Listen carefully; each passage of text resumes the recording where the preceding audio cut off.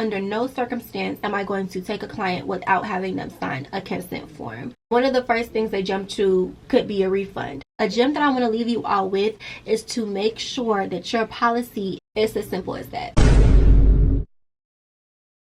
Hey girl boss, what is up? Welcome back. If you are new here, my name is Janae. In today's video, we're going to talk about my top 6 policies that I have as a lash tech, which can also be helpful to you if you are a service provider. It's very important that I make sure my clients are aware of everything that's expected to them and everything that they will need to do before, during, and after their appointment. And having a thorough policy is one of the ways I make sure to do that. If you are a service provider, especially in the beauty industry, this video can be very helpful for you because having a good policy is one of the ways that you can make sure you can win chargebacks as well as lawsuits. So make sure to stay tuned for the whole video because I'm going to be dropping some very great gems. Before you get started, make sure you subscribe to the Girl Boss Tribe because we're a total vibe over here, and turn your post notifications on so that you don't miss a beat.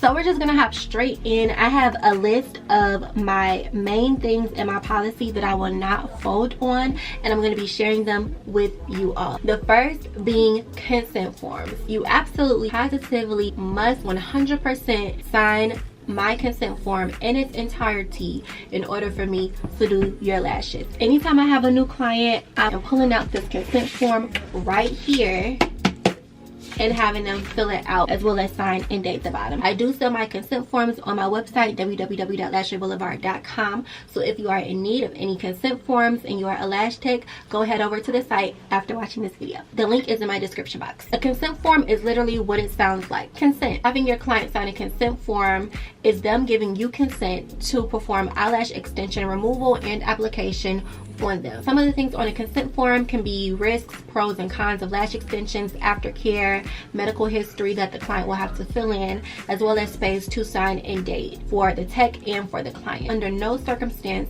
am I going to take a client without having them sign a consent form. It's just a part of me protecting my business and making sure that the client is aware of any of the risks that can happen from lash extensions. The second thing is making sure all my clients have a card on file. Making sure they have a card on file to book the appointment ensures that nobody can run off on the bill and lowers my chance of having a no-show without me getting compensation for it. The way it works is that a client will go onto my site to book an appointment, but in order to actually have that appointment go through, they will have to put their card information that gets saved and stored on the website. I don't see the card information at all. The only thing I get to see is the last 4 digits, but this just ensures that if they don't follow my reschedule or cancellation policy and they just don't want to pay, I'm able to charge that card. Third thing I have on my policy is a cancellation and reschedule policy. Mine specifically goes like this. Cancellations need to happen at least 24 hours in advance to avoid being charged the full amount of the appointment. Reschedules need to happen at least 24 hours in advance to avoid being charged at least 50% of the appointment. It's as simple as that.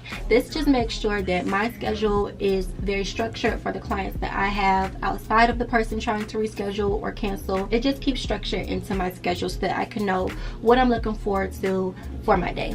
The fourth thing are training waivers. Anybody that takes a lash class with me, trains with me whatsoever, is required to sign a training waiver because this training waiver is in place to protect my intellectual property. My lash manual, my demo videos that come with the manual when I'm teaching have all had a great deal of effort, time, and energy put into them, as well as skill and knowledge. Because of that, I want to make sure that everybody that gets this manual really can understand how beneficial it is, but also understand how serious it is to know that they cannot take my material that I put my energy into and just run off with it as if it's their own or sell it to other people. It's literally there to train you from me so that you can up your skills for your business. And literally that's it. Not to duplicate, not to make money off of, not to sell, nothing. So that's what the training waiver is in place for. I also sell training waivers on my website along with the consent forms.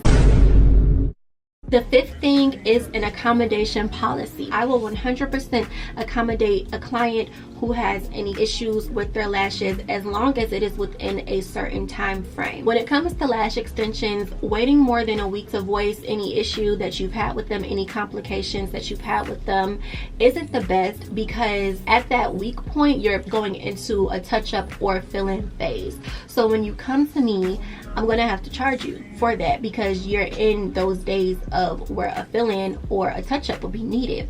Now, if you do it before that week, within 24 to 48 hours, I can 100% accommodate you, because at that point it is pretty soon for something wrong to be going on with your lashes. I always want to make sure that clients come and talk to me as soon as possible, as soon as they see any issue with their lashes. And with my accommodation policy, the issues that I'm talking about are anything like them not liking the length of their lashes anymore, them feeling like their lashes are too thick. Those are the things that need to be voiced as soon as possible, like I said, because if it does get into those later days of the fill-in days, I'm gonna have to charge you for a fill or for a revision. You see what I'm saying? So yes, within 48 hours is absolutely necessary to speak up about anything going on within the look of your lashes that you are uncomfortable with. The sixth thing is a refund policy. My refund policy is very simple and straight to the point, which I'm pretty sure clients can appreciate, because there's really no room for any confusion or any debate. Make sure you have a very thorough refund policy, because a lot of times when clients get inconvenienced with anything or just take a disliking to whatever is going on,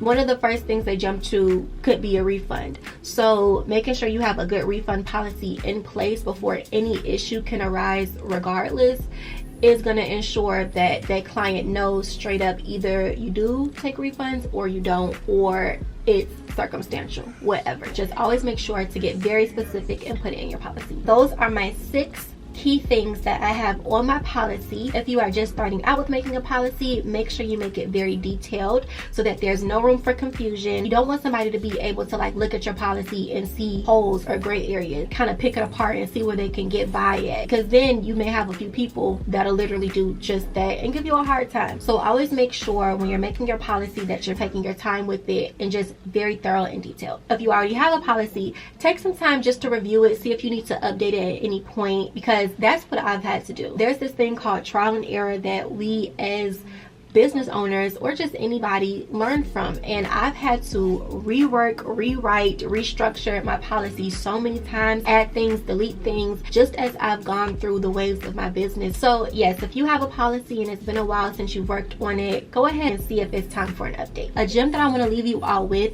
is to make sure that your policy is accessible to everybody that comes onto your website to book an appointment. You want to make sure that before a client can even book an appointment, your policy is at some point before the client gets to the checkout portion. It's great to have some type of pop-up or a box icon that appears where a client will have to check that by booking the appointment they've agreed to your full policy, somewhere in there before you get to the checkout. This just ensures that when that client officially books that appointment, they've read the policy and they've agreed to that policy and know what's expected of them. So yes, that's all I have for you today, girl bosses. I hope you really enjoyed this video. If it was helpful, go ahead and let me know in the comments and give me any ideas of any videos you'd like to see next. Remember that I do sell lash instructor training waivers as well as lash tech consent forms on my website, which is linked in the bio. So if you are in need, you know where to go. Also, connect with me on my Instagram, Lasher Boulevard, or my TikTok, Lasher Boulevard. That way we can keep in touch on all platforms. That's all I have for you today. I hope you enjoyed this video, but don't forget, like, comment, and subscribe to the Girl Boss Tribe, because we're a total vibe over here. I'll see you in my next video, girl bosses. Mwah!